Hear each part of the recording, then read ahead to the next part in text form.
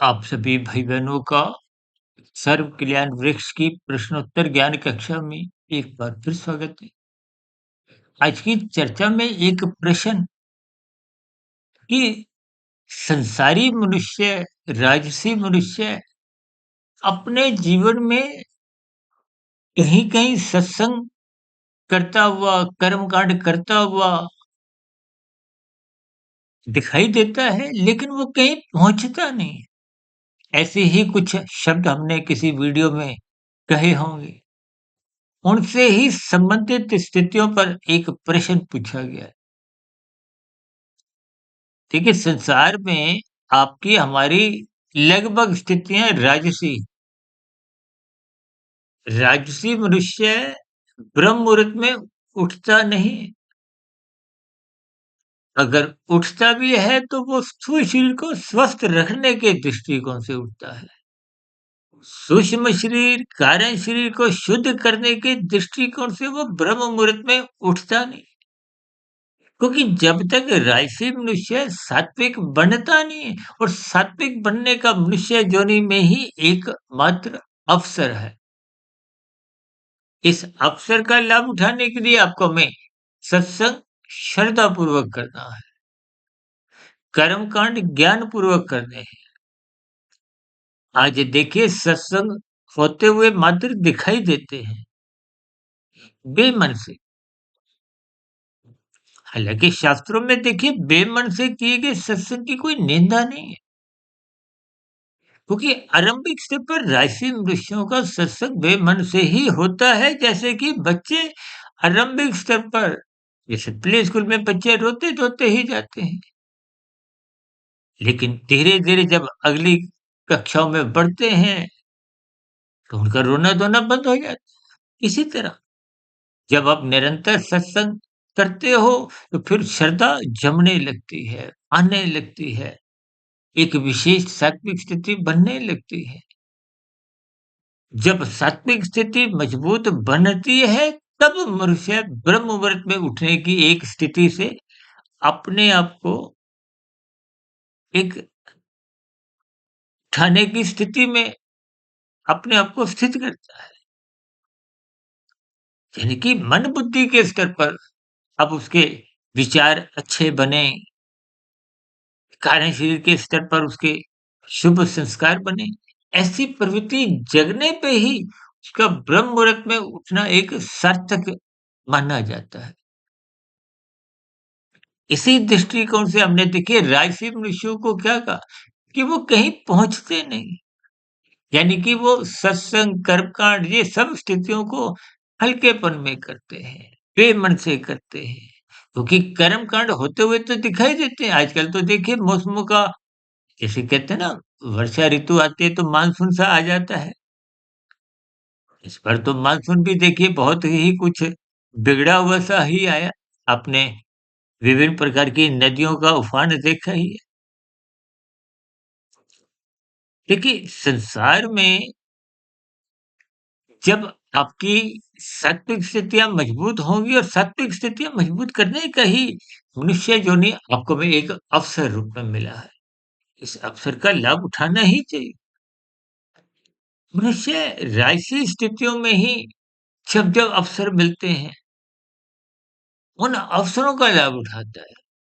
और ये राजसी अवसर क्या है? संसारी वैभव को हो, सुख-सुविधा के साधन को हो, मान प्रतिष्ठा की स्थितियाँ को हो, कुछ भौतिक उपलब्धियाँ को, चाहे सरकारी पदों की हो, चाहे सत्ता के गलियारों की हो, ये सब राजसी स्थितियाँ हैं। रजोगुण और तमोगुण पास-पास हैं।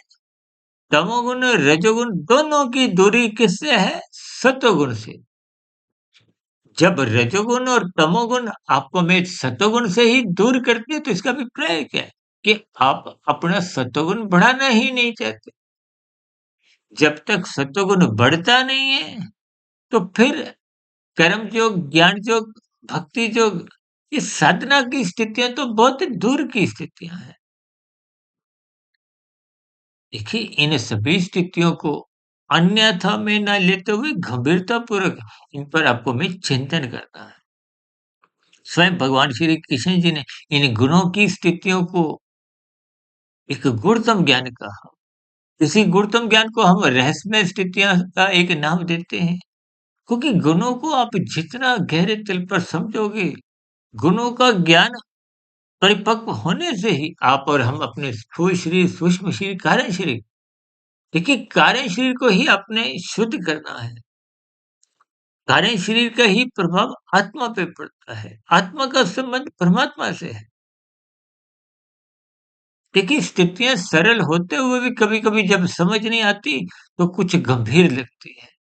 जब बात समझ में आ जाती है, तो आपकी हमारी दिनचर्या, आपके हमारे स्वभाव, आपका हमारा एक संस्कार का रूप धारण कर लेती है। इसीलिए हम अक्सर बार-बार इस बात को जोर देकर कहते हैं कि ब्रह्म मुहूर्त में उठो।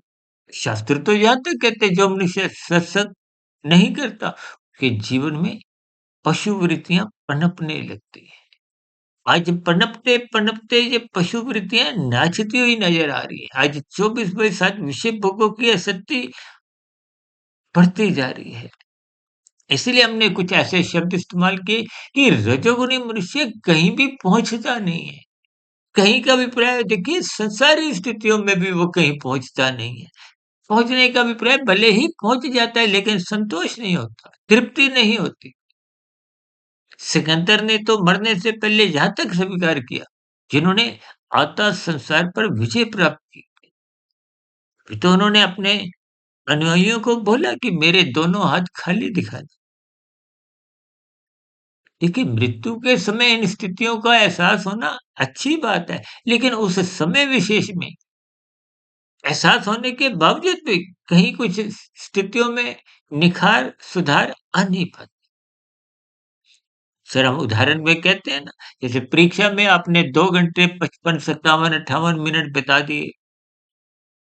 अब अंतिम 2-3 मिनट में तो आप कुछ उत्तर पुस्तिका में कुछ सुधार ला नहीं सकते।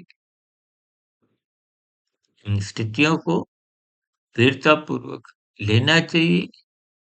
तो ये जो हमने कहा था, तमोगुण मनुष्य तो चलते ही नहीं है। यानी कि तमोगुण मनुष्य तो संसार को भी छीनता है।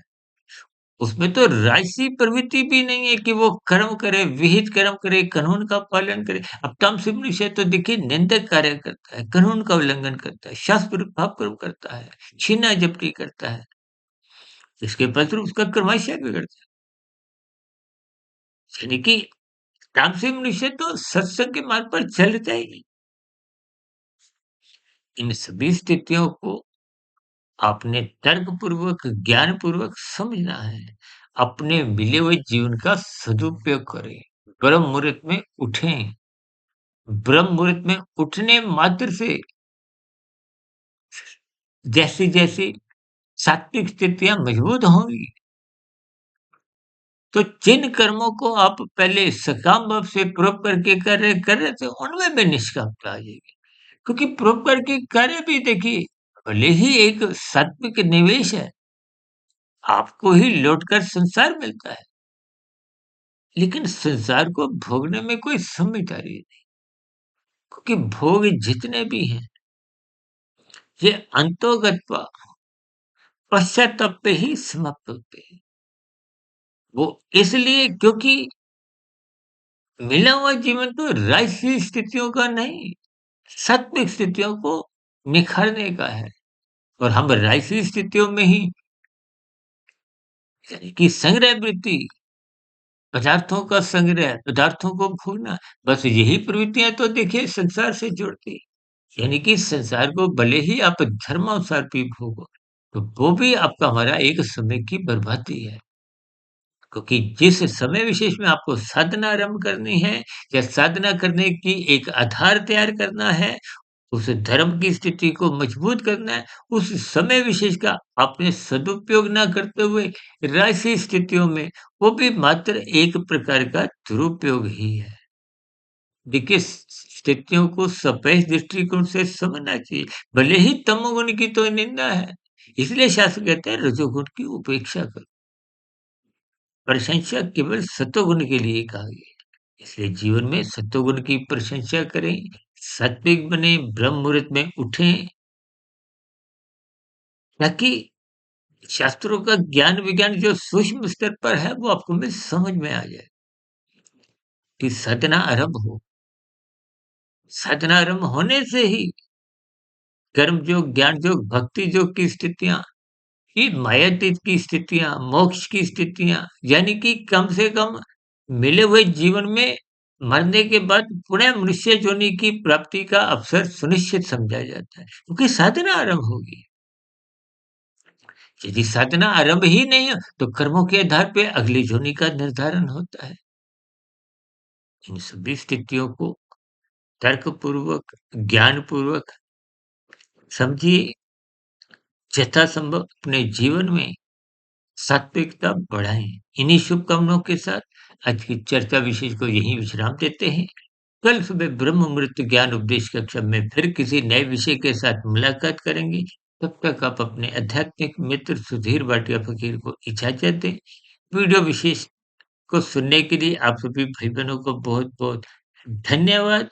फिर भी आपके वीडियो संबंधित कोई मन में प्रश्न, सुझाव या शिकायत की स्थितियाँ हों, तो आपकी प्रतिक्रियाओं का नीचे कमेंट्स बॉक्स पर सदा ही स्वागत है। नमस्कार।